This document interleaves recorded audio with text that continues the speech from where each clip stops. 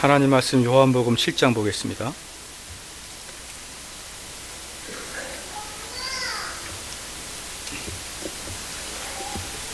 요한복음 7장 19절에서 24절 말씀까지입니다.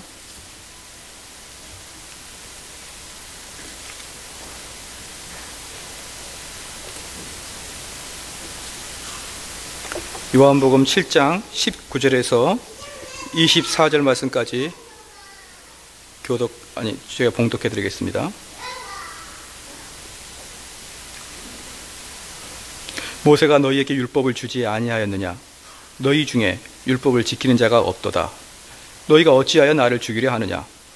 우리가 대답하되 당신은 귀신 들렸도다. 누가 당신을 죽이려 하나이까? 예수께서 대답하여 가라사대 내가 한 가지 일을 행하매 너희가 다 이를 인하여 괴히 여기는도다. 모세가 너희에게 할례를 주었으니 그러나 할례는 모세에게서 난 것이 아니요 조상들에게서 난 것이라. 그러므로 너희가 안식일에도 사람에게 할례를 주느니라. 모세의 율법을 폐하지 아니하려고 사람이 안식일에도 할례를 받는 일이 있거든. 내가 안식일에 사람의 전신을 건정케 한 것으로 너희가 나를 노여하느냐? 외모로 판단하지 말고 공의로 판단하라 하시니라. 판단력이란 제목으로 하나님 말씀 전하겠습니다. 인간은 근본적으로 저지른 실수, 오해가 있는데 그것은 뭐냐? 천성적인 노력으로 하나님을 기쁘시게 하게 할 수 있다 하는 생각입니다. 이것이 아주 작은 오해 같습니다. 물론 우리 교인들 중에 내가 노력으로 하나님을 기쁘게 하겠다라고 마음먹은 사람은 없어도 아마 이건 있을 것입니다. 내가 노력으로 내가 행복해질 수 있을 것이다 라는 생각을 가지는 사람은 분명히 많을 것입니다. 그런데 사랑하는 성도 여러분, 그게 그겁니다. 내가 노력으로 하나님을 기쁘시게 하게 할 수 있다라고 생각하는 사람은 그것까지 내가 미처 우리는 그리스도인이기 때문에 그 만극하신 하나님께 내가 어떻게 접근하겠느냐라고 생각할 수 있지만, 작게는 우리 삶에서 내가 삶의 몇 가지를 개선함으로 인해서 내 삶이 행복해질 수 있다라고 생각하는 사람이 있습니다. 이것이 참으로 오류라 이 말입니다. 이것이 바로 성경에서 말하고 있지 않는 거라 이 말입니다. 그러나 우리가 이게 보편적으로 많은 사람들이 이렇게 생각한다 이 말입니다. 내가 이러한 부분에 좀 잘못되어 있으니까 이러한 부분을 개선하게 되면 내 삶이 윤택해지고 행복해지겠지라는 생각을 하는 것입니다. 만약에 이 일이 가능해진다 그러면 우리는 아주 필수적으로 예수 그리스도의 구세주의 역할이 필요가 없는 것입니다. 예수 그리스도가 있어야만 우리는 구원을 얻는 것이고, 구원을 얻는 자야만 진정한 행복과 기쁨이 있는데, 우리가 예수 그리스도가 아닌 내 의지의 변화로 얼마든지 행복하게 될 수 있다고 생각하는 사람들은 왜 예수님이 필요하겠느냐 이 말입니다. 그래서 지금 이 예수님께서 지금 이스라엘 이 유대 백성들하고 논쟁하는 게 지금 무엇이냐면 율법에 관한 논쟁을 하는 것입니다. 율법에 관한 논쟁인데, 이스라엘 백성들이 줄기차게 이야기하는 게 뭐냐? 율법을 지킴으로 내가 하나님의 백성이 된다는 거예요. 즉 내가 무엇인가를 행함으로 하나님의 백성이 된다는 것이고, 내가 무엇인가를 열심히 개선함으로 행복해질 수 있다는 게 유대인의 생각이라 이 말입니다. 유대인의 생각이 무슨 모세 오경을 다 지키는 것을 이야기하는 게 아니고, 어떠한 우리의 규칙들을 지켜나감으로 인해서 그 규칙을 통과했을 때 우리에게는 기쁨이 오고 정말 만족함이 올 것이라는 그런 헛된 생각, 그 생각이 바로 예수님이 노라고 이야기하는 것이다 이 말이에요. 그럼 율법이 주어지는 역할이 뭐고, 그 율법이 왜 하나님이 그럼 굳이 그 율법을 주었나를 오늘 좀 살펴볼 것이고, 그러기 전에 오늘 본문 배경을 좀 하겠습니다. 예수님께서는 이제 오늘 본문에 보면은 지난 시간에 말씀했는데, 그때 이제 예루살렘에 오시는 거예요. 왜죠? 때를 따라서 일을 하시기 때문에 예수님께서는 그냥 무작위적으로 본인이 원하실 때 하는 게 아니라 그 예수님을 보내신 하늘 아버지의 그 뜻을 따라서 움직이기 때문에 단 하루라도 예수님은 명확하게 그 때가 어느 때인지를 분별하고 행동하십니다. 그런데 예수님께서 이제 때가 되어서 내가 예루살렘에 올라가야겠다라고 이제 생각하고 예루살렘에 오신 거예요. 예수님께서 예루살렘을 그 전에 오시지 않았던 이유는 예수님께서 올라오게 되면은 많은 사람이 예수님을 죽이기 때문에 예수님은 안 오신 것입니다. 그런데 왜 죽기를 예수님께서 싫어하셨느냐? 그때가 죽을 때가 아직 며칠 전이기 때문에 며칠 후에 죽어야 되는데 지금 가서는 하나님의 뜻에 따라 죽는 게 아니라 하나님의 뜻보다 며칠 먼저 죽기 때문에 예수님께서는 그 날까지 기다렸다가, 그리고 그 형제들과 제자들이 다 먼저 예루살렘에 올라가고 한 이틀 정도 후에 예수님께서 혼자 올라가셨습니다. 그리고 오늘 본문 말씀 보듯이 올라오자마자 곧바로 유대인들과 유대 관원들과 심한 논쟁에 부딪히고 유대 관원들의 미움을 듬뿍 받는 그런 결과가 일어났습니다. 그러면 예수님께서 어떻게, 왜 유대인들과 이렇게 논쟁이 붙었느냐? 원래 이스라엘은 세 등분으로 딱 되어 있습니다. 우리 대한민국은 이북, 중부지방, 남부지방 이렇게 구분되듯이 이스라엘도 맨 위가 갈릴리 지방이고 그 다음이 사마리아고 그 다음이 유다입니다. 그런데 이 사마리아가 이 갈릴리와 유다를 가운데 동그랗게 차지하고 있어가지고 실질적으로 갈릴리에서 유다에서 갈릴리가 왕래가 적었습니다. 왜냐하면 유다 사람들은 그 갈릴리를 통과하는 것을 매우 치욕스럽게 생각했기 때문에 그렇습니다. 아니, 갈릴리가 아니라 사마리아를 통과하는 게 매우 치욕스럽게 생각했기 때문에 갈릴리로 가지 않았습니다. 그리고 갈릴리는 아주 변방이고 촌이고 나사렛에 있는 아주 촌 동네이죠.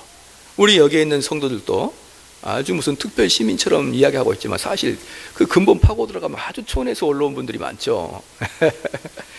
아주 촌이에요. 여기 갈릴리도 마찬가지예요. 이스라엘 사람들이 제 갈릴리 저 애들하고 안 돼. 그래서 예수님이 태어날 때 뭐라고 했습니까? 나사렛에서 무슨 선한 것이 태어나겠느냐 이 말이에요. 아니, 그런 촌 동네, 그런 헐벗는 곳에서 어떤 자가 태어나느냐 이 말입니다.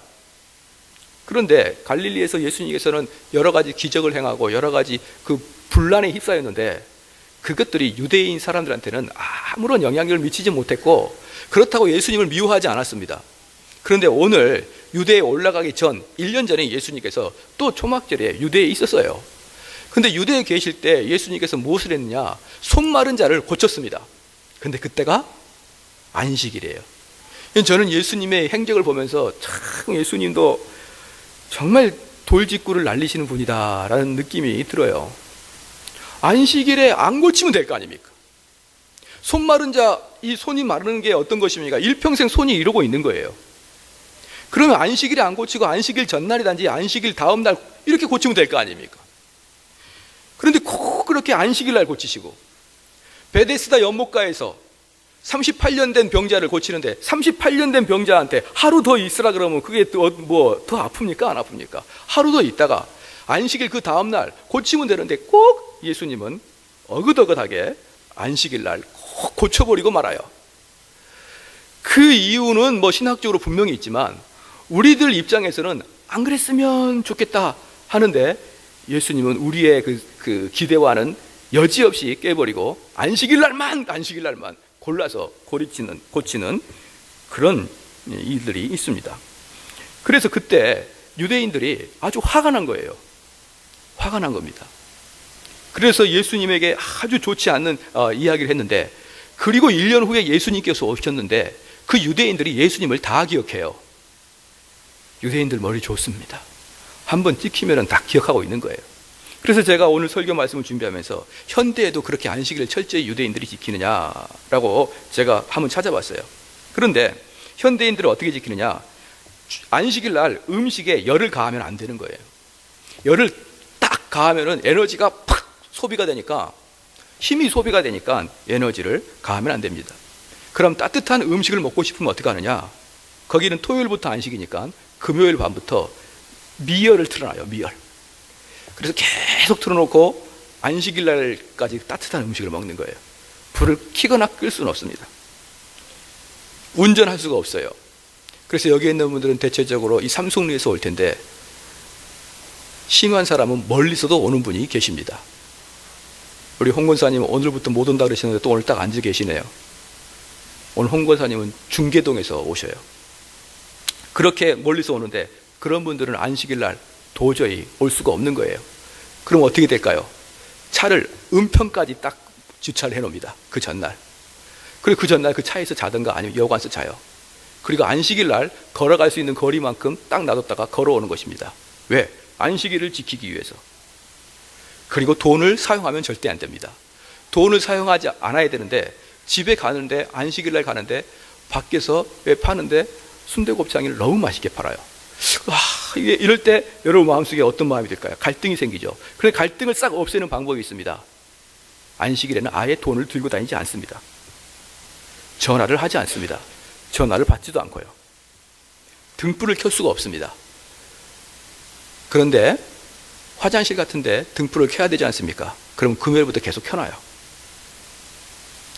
화장실을, 휴지를 이렇게 물건들을 주일날이면 이렇게 쩍 벌려서 쩍 벌릴 수가 없어요. 본드에 붙은 거나 아니면 재봉틀한 것을 쩍 벌릴 수가 없습니다. 그래서 휴지를 사용하려고 그러면 이렇게 빼는 일이 금지되어 있기 때문에 금요일날 이렇게 한 장씩 다 접어놓습니다. 한 번 딱 사용할 수 있도록. 그래서 들고 다니는 거예요. 지금도 그렇습니다. 이건 제가 경험해 본 게 아니고 제 친구 목사님들이 뉴욕에 가면은 유대인들이 많다고 합니다.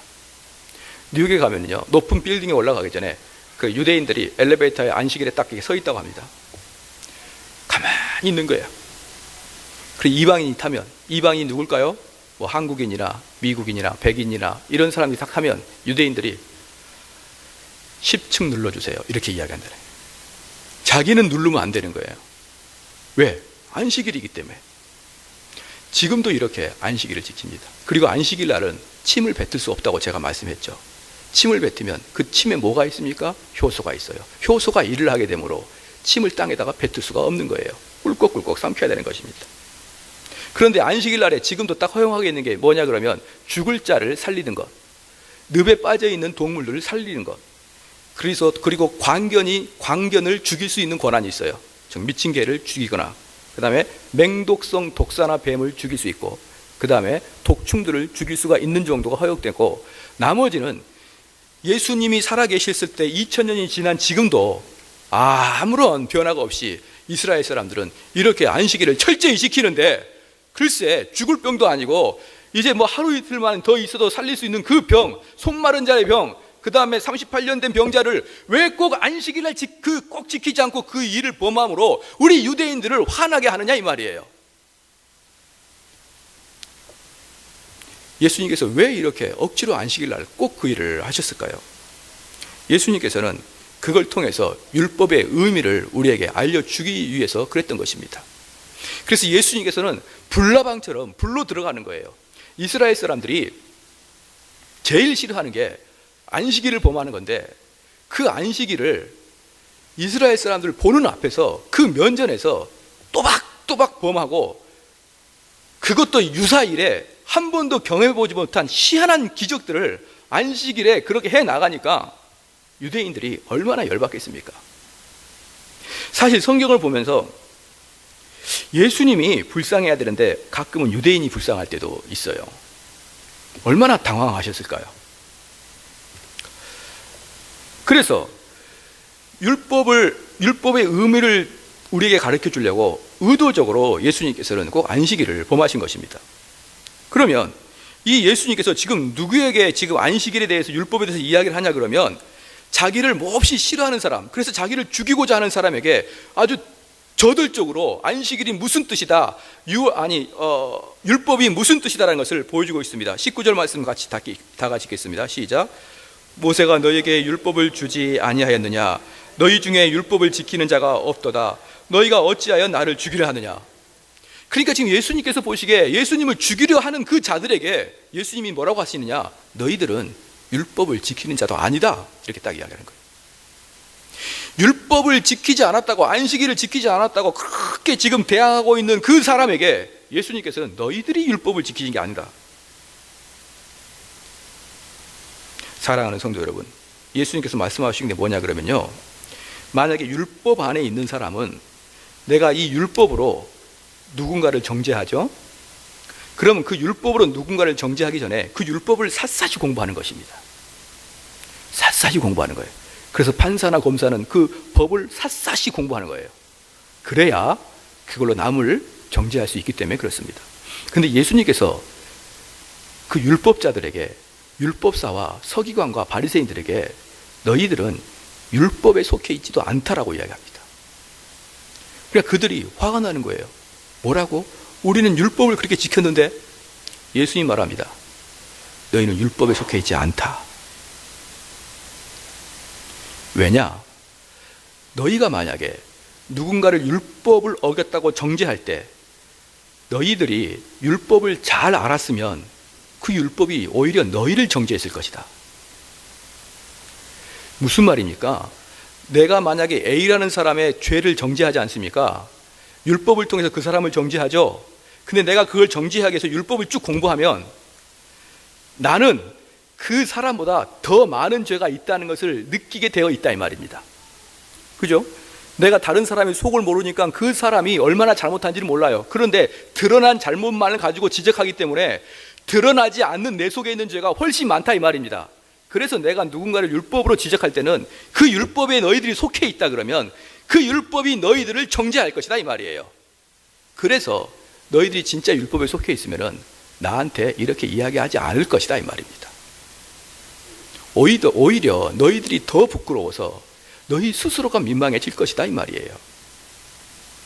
우리가 그렇게 쉽게 이야기하는 거 있지 않습니까? 손가락질해서 남을 지적하면 나는 몇 개를 지적한다고요? 3개가 나를 지적한다. 이런 거 안 들어보셨나요?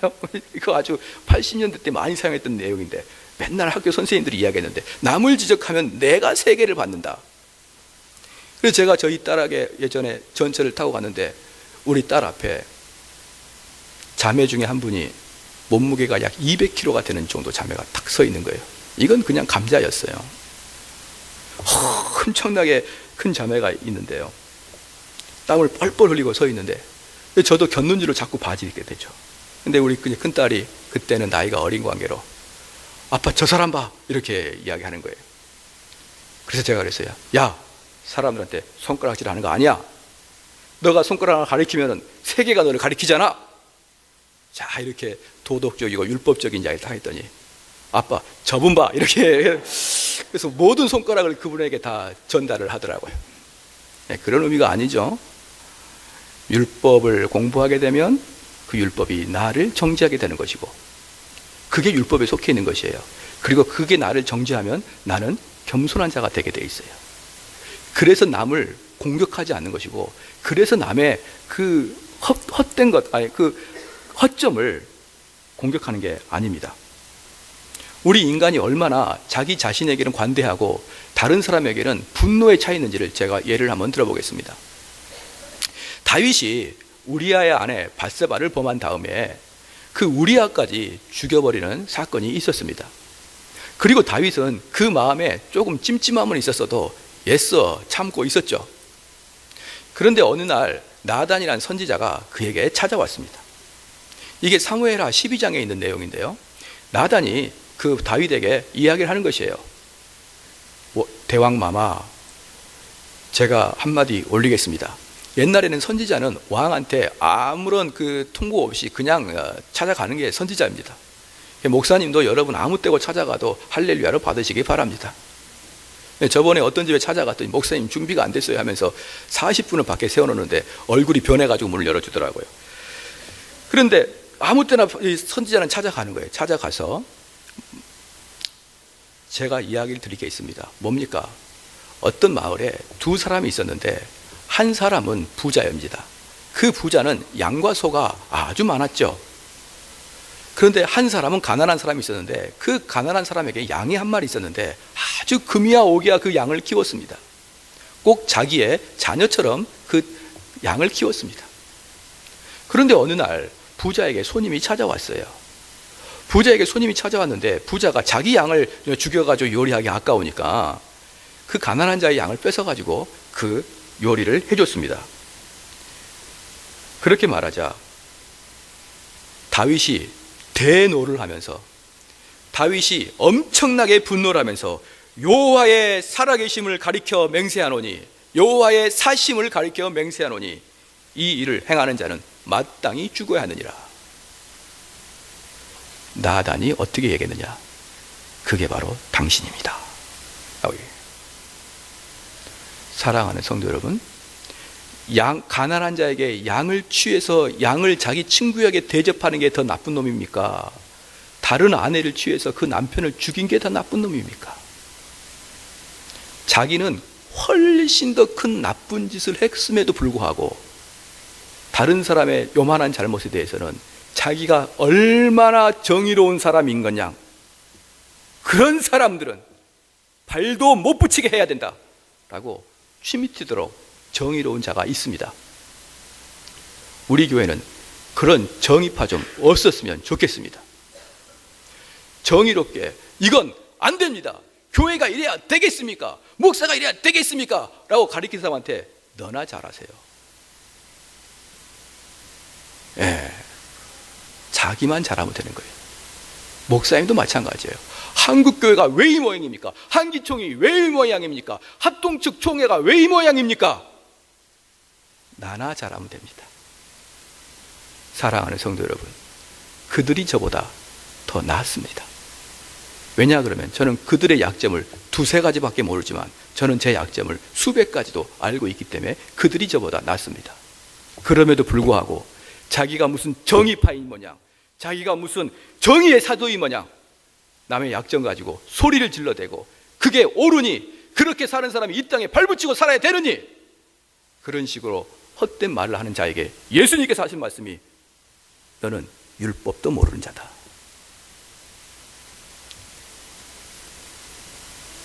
갈라디아서 3장 10절 말씀에 무릇 율법 행위에 속한 자들은 저주 아래 있나니 기록된 바 누구든지 율법책에 기록된 대로 온갖 일을 항상 행하지 아니하는 자는 저주 아래 있는 자라 하였습니다. 그럼 율법의 기능이 뭡니까?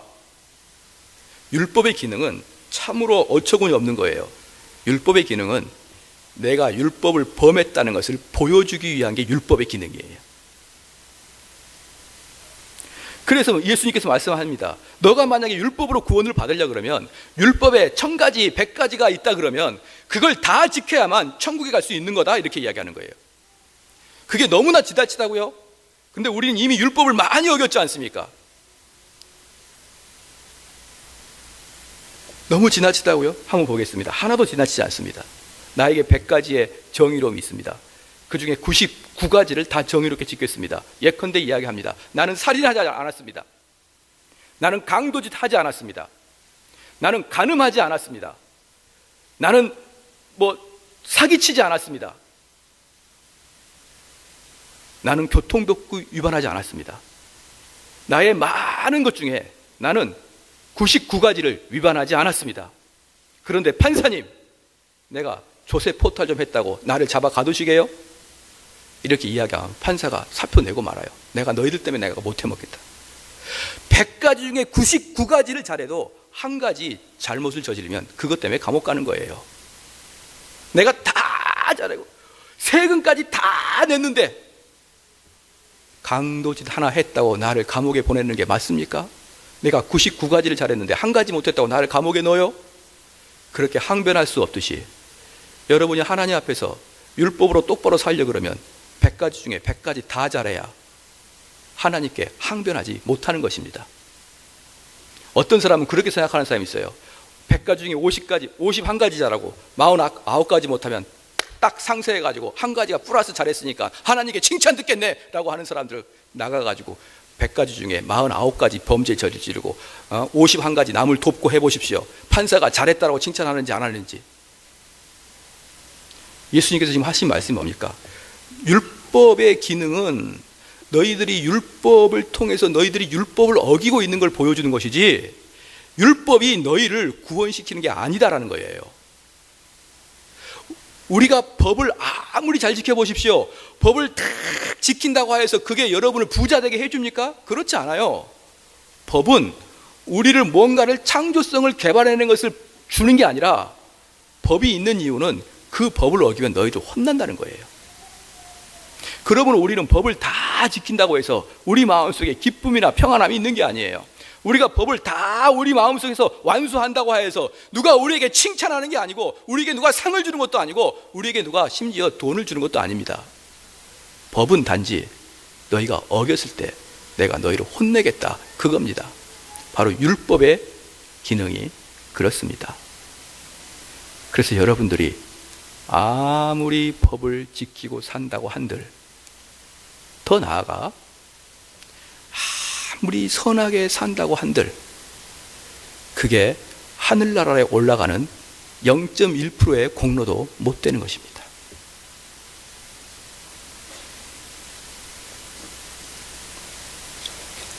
그리고 두 번째, 그렇게 율법으로 살아가는 사람들. 그래서 율법으로 살아가는 사람의 특징이 뭐냐 그러면요, 자기는 딱 지킵니다.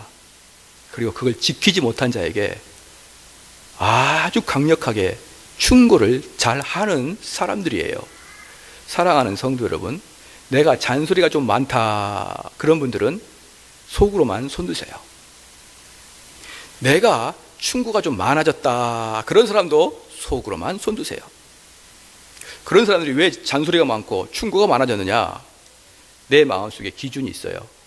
근데 저 사람들이 내 기준에 따라오지 않습니다. 그 사람을 내 기준에 맞추기 위해서 충고와 잔소리를 하는 거예요. 이걸 확대 해석해 보면 이들이 바로 율법주의자입니다. 우리 한국교회는 아주 웃겨요. 율법으로 구원받지 못합니다. 그러면 우리 한국교회들은 전부 다 이렇게 얘기합니다. 나는 율법을 지키지 않습니다. 그러니 나는 율법주의자가 아닙니다 라고 이야기하는데, 율법주의는 뭐냐? 내 행동 기준에 다른 사람이 따라오지 못하면 비난하고 책망하고 핥히고, 그게 율법주의자예요. 그래서 나이가 많이 들수록 율법주의자가 될 확률이 많아지는 거예요. 노인이 될수록 육은 이렇게 후패하나 입만 살아가지고 사람들을 다다다다닥 공격하는데, 사랑하는 성도 여러분, 그게 율법주의의 전형입니다. 그러면 율법주의자들은 당연히 뭐가 될까요? 외식하는 자가 되게 되어 있습니다. 그래서 율법주의자의 특징의 두 번째는 외식하는 자입니다.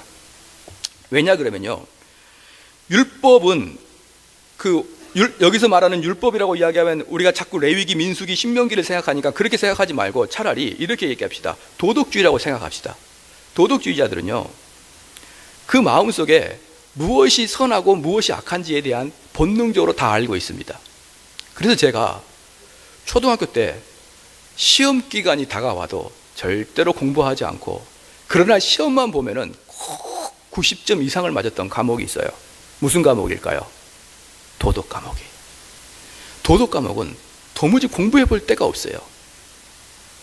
그래서 제가 그 어린 나이에도, 지금 이걸 제가 어디에서 찾아가지고 쓴 게 아니라 제가 어릴 때 기억에 도덕 시험을 본 것을 다시 생각했습니다.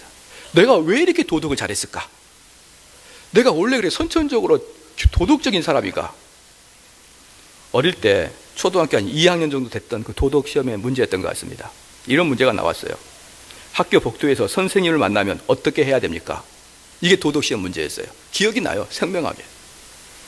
1번 오당탕 뛰어간다. 2번 소리를 지르며 지나간다. 3번 신발을 신고 돌아다닌다. 4번 공손히 두 손을 모으고 인사를 한다. 그래서 저는 4번을 딱 찍어가지고 만점 맞고 이랬어요. 그리고 우리가 흔히들 이야기하는 게 뭐냐면, 우리가 유치원 때 배운 대로만 살면 이 세상이 살만해진다라고 이야기합니다. 제가 초등학교 때 도덕 공부를 잘했고, 공부도 안 해도 잘하고, 제가 중학교 가서도 잘했고, 저는 영어를 못해도 도덕은 잘했어요.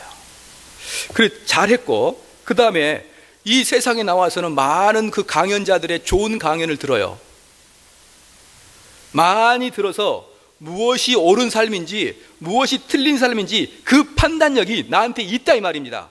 그런데 그 판단력이 여러분을 그 판단력에 맞게 살게 해주냐 이 말이에요.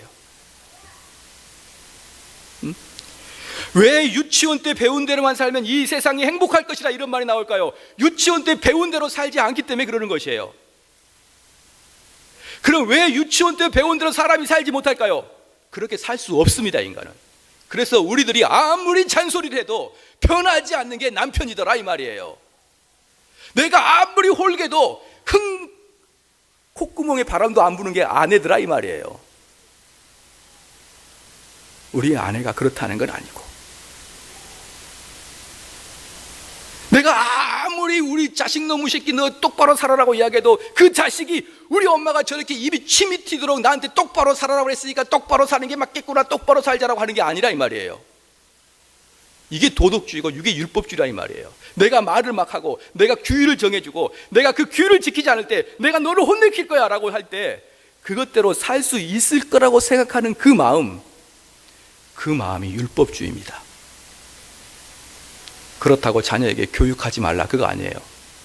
우리는 자녀에게 교육을 해야 됩니다. 그리고 그 교육의 바운더리에서 벗어나고 아빠 엄마가 지적해준 그 바운더리 벗어나면은 잠언에서는 채찍을 하라 그랬습니다. 그러나 궁극적으로 그 자녀가 올바로 살아가게 하기 위해서는 하나님의 은혜 외에는 없다는 것이에요. 그게 지금 예수님께서 하시는 말씀이라 이 말입니다. 어릴 때 또 이야기하겠습니다. 어릴 때 시골에서 살았을 때요, 가끔 그 지역에 홍콩 중국 무협지의 영화가 나타나죠.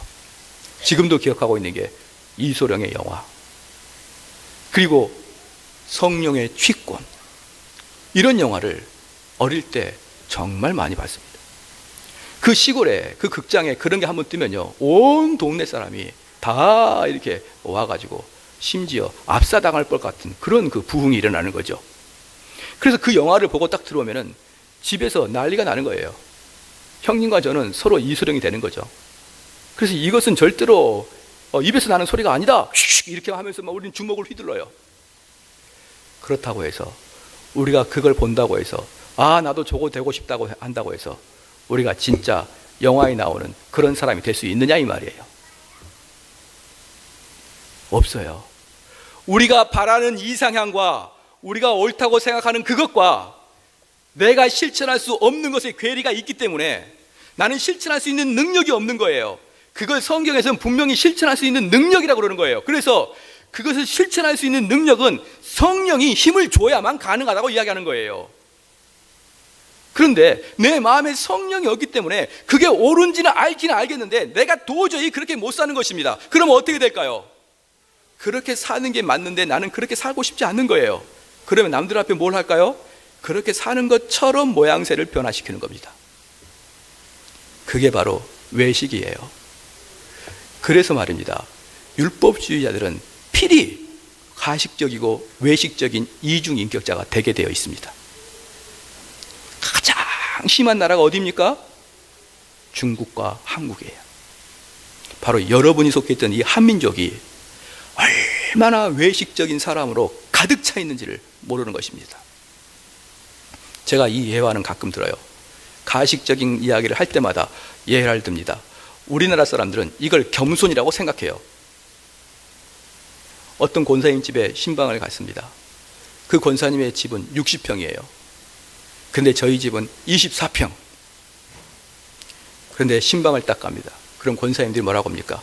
아이고, 누추한 곳에 오셔서 감사합니다. 그럼 저희들은 개집입니까? 60평이 누추하면 저 24평은 강아지 집이냐 이 말이에요. 그리고 상다리가 휘어질 만큼 차려가지고 어디 수저를 놓을 데가 없어요. 너무 많이 차려가지고. 근데 뭐라고요? 차린 게 없습니다. 저희 집은 김치랑 김 하나예요.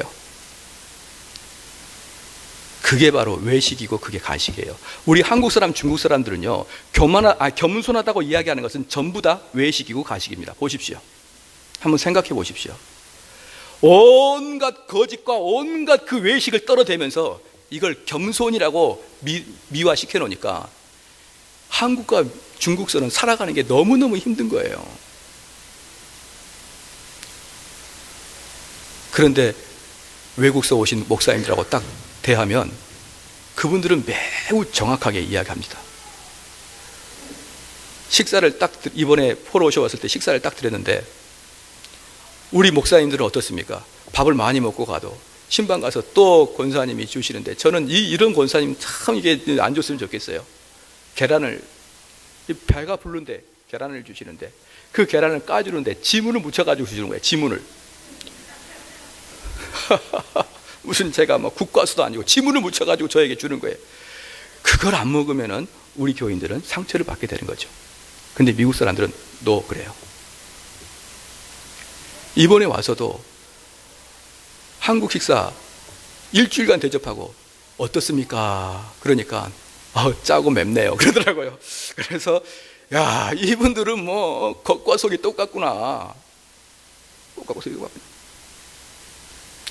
이게 작은 것부터 우리는 얼마나 율법주의에 속해 있고 이중적에 속해 있는지를 우리는 스스로 알아야 됩니다. 이런 것을 모를 때는 우리가 진짜 내가 율법주의일까, 내가 정말 이중적일까 몰라요. 근데 실제로 우리는 엄청나게 이중적인 상태에 빠져 있습니다. 그러면 마지막으로 제가 말씀을 드릴게요. 그럼 율법의 용도가 뭐냐 이 말이에요. 그럼 도대체 하나님께서 이 율법을 뭐하러 주셨느냐? 갈라디아에서 뭐라고 나와 있냐면 그 율법이 그럼 잘못된 것이냐? 율법이 잘못된 것이냐? 바울이 이야기합니다. 그럼 율법이 도대체 무슨 의미가 있느냐 이 말이에요. 그럼 율법이 잘못된 것이냐? 아니다. 아니라 율법도 하나님이 주신 것이다. 갈라디아에서 바울이 분명히 이야기합니다. 율법은 잘못된 것이 아니라 이 율법도 하나님이 주시는 것이므로 이 율법도 선한 것이다 이 말이에요. 사랑하는 성도 여러분, 그런데 율법의 용도를 우리 사람들이 잘못 알고 사용하기 때문에 그걸 바울이 뭐라고 하는 것입니다. 율법의 사용 용도를 보자 거울과 똑같습니다. 그래서 내가 거울을 딱 보면 아, 여기에 김치국물이 묻었고 여기에 때가 묻었구나 라고 보고, 거울을 딱 보고 거울이 율법인데 율법을 보고 내 몸에 때가 묻은 게 발견되고, 그리고 우리의 시선은 어디로 가게 됩니까? 우리의 시선은 물과 비누로 가게 되어 있어요. 그런데 율법 주제는 뭐냐면 아, 내가 지금 얼굴에 때가 묻었구나 라고 하면서 그 율법, 즉 거울을 떼다가 얼굴을 문대는 거예요. 그 다시 딱 보면 이제 피멍이 들었어요. 또 문대는 거예요. 근데 율법은 우리를 마음에 내 잘못을 드러나게 한 다음에 우리가 도저히 이 율법으로 판단했을 때 내가 도저히 가망이 없구나 라고 생각하고 그 시선을 전부 다 그리스도에게로 가게 하는 거예요. 거울의 시선은 우리를 물과 비누로 가게 하듯이 율법의 시선은 우리를 그리스도로 가게 한다 이 말입니다. 바로 그것 때문에 예수님께서 유대인들에게 너희들은 율법을 모른다. 너희들이 진정으로 율법을 알았으면 나에게 찾아왔을 것이다. 보십시다. 22절 말씀 보겠습니다. 모세가 너희에게 할례를 주었으니 그러나 할례는 모세에게서 난 것이 아니요 조상들에게서 난 것이라. 그러므로 너희가 안식일에도 사람에게 할례를 해주지 않느냐 이 말이에요. 할례는 왜 할례를 안식일에 할 수밖에 없느냐? 할례 법도에 의하면 나은 지 8일 만에 할례를 해야 되거든요. 나은 지 8일 만에 안식일이 될 수가 있지 않습니까? 그럼 그때 할례를 하지 않느냐 이 말이에요. 너희들도 그럼 율법을 어기는 거네. 그럼 어떻게 할 거야? 라고 예수님께서 묻는 것입니다. 그렇게 말씀하시면서 23절에 모세의 율법을 폐하지 아니하려고 사람이 안식일에도 할례를 받는 일이 있거든 내 안식일에 사람이 전신을 건정케 한 것으로 너희가 나를 노여워하느냐 이 말입니다. 야, 내가 그 마른 손을 그 고쳐준 거 할례보다 더 중요한 거 아니냐 이 말이에요. 너희들이 또 알게 모르게 율법을 어기지 않느냐 이 말입니다. 너희들이 율법을 지키려면 어떻게 할 거냐? 8일 만에 할례 받을 거냐? 아니면 안식일을 범할 거냐? 어떻게 할 거냐? 그러니까 유대인들이 할 말이 없는 거예요. 그러면서 예수님께서 안식일의 의미, 율법의 의미를 알려주고자 하는 것입니다. 사랑하는 성도 여러분, 말씀의 결론을 맺겠습니다. 율법은 뭐냐? 여러분들을 그리스도에게로 시선을 돌리는 거예요. 그런데 언제 그리스도에게 시선을 돌리냐? 우리 성도들이 열심히 율법을 지켜야 돼요. 하나님의 법도 하나님 말씀에 계속 순종하는 거예요. 계속 순종하면 그 마음속에 아유, 내가 또 어겼어. 이번에 어떤 일이 있었느냐 그러면요, 포로쇼 왔을 때 많은 사람이 한 400명이 매일 집회에 참석했죠. 그런데 그 일을 관여하기 위해서 우리 스태프들이 1층에서 아주 분주하게 움직였었던 거예요. 거긴 전수사님도 계셨고요, 청년들도 있었고 분주하게 움직였는데, 그들이 분주하다 보니까 어떤 일이 발생하냐면 불화가 발생합니다. 거기서 싸움이 일어나는 거예요. 그래서 서로 얼굴을 붉히는 거죠. 그리고 그들이 모여서 나중에 하는 이야기가 뭐냐면 우리가 이거 하려고, 우리가 이렇게 바삐 하려고, 우리가 마리아가 아니라 마르다가 돼가지고 이렇게 봉사하려고 이런 포로쇼 집회를 우리가 개최했는 줄 아냐, 이게 뭐야? 이런 식으로 불평불만이 나왔어요. 사랑하는 성도 여러분, 그래서 제가 이야기했습니다. 이 사람들아, 우리가 사람을 초청한, 우리는 주인이다. 주인이 잔치를 벌여가지고 주인이 그 잔치에 참여하는 사람들을 서번트하는 게 우리의 임무 아니냐. 예수님께서는 이 땅에 오시기를 섬김을 받으러 오신 게 아니라 섬김을 하러 오셨다고 그랬는데, 너희가 섬겼다고 해서 그렇게 불만불평을 하느냐 이 말이에요. 예수 그리스도가 하시는 그 일을 너희들이 했는데 왜 그걸 하면서 불만불평을 갖느냐 이 말이에요. 그래서 제가 이야기했습니다. 너희들 마음속에 분노가 일어날 때, 불합리함이 일어날 때 입으로 툭 내뱉지 않고 예수 그리스도 앞에 나가서 기도해 봤느냐 이 말이에요. 사랑하는 성도 여러분, 폴 오셔라는 아주 대단하신 목사님을 초청해서 우리 교회가 개혁교회라는 기치를 들고 우리 교회가 시작되어 있는데, 그 개혁교회 행사를 진행하면서 그 행사 안에서 불평, 불만 갖는 것, 그 순간에 그 사람들 또 넘어진 거예요. 그 사람들도 신앙 좋은 사람입니다. 우리보다 훨씬 뛰어난 사람이에요. 그래서 자기들은 아무것도 받지 않고 일주일 내내 휴가 내가지고 그거 봉사 다 했습니다. 그렇게 아주 대단하신 사람들이에요. 근데 그 와중에 또 넘어져요. 불평함으로. 그러므로 사랑하는 성도 여러분, 넘어질 때 그 마음속에 뭐가 있겠습니까? 또 졌다. 또 졌다. 이런 자괴감이 그 율법을 통해서 그 청년들에게 강하게 압력이 되는 것입니다. 그럼 계속 그런 강한 압력을 당하면 우리는 그리스도를 쳐다보면서 그에게 소망을 두게 되어 있다 이 말이에요. 그러므로 성도들이 하나님 말씀에 순종하지 않는 사람들은 결코 그리스도의 은혜 안으로 들어갈 수 없습니다. 아주 어리석은 사람들이, 율법 폐기론자들이 어떤 사람이냐 그러면, 예수님께서 율법으로 구원받지 못한다고 하는구나, 오직 믿음으로 구원받는다 그러구나, 그러면서 아무것도 하지 않고 가만히 있는 사람들이 있어요. 근데 그 사람들은 절대로 은혜 안에 못 들어갑니다.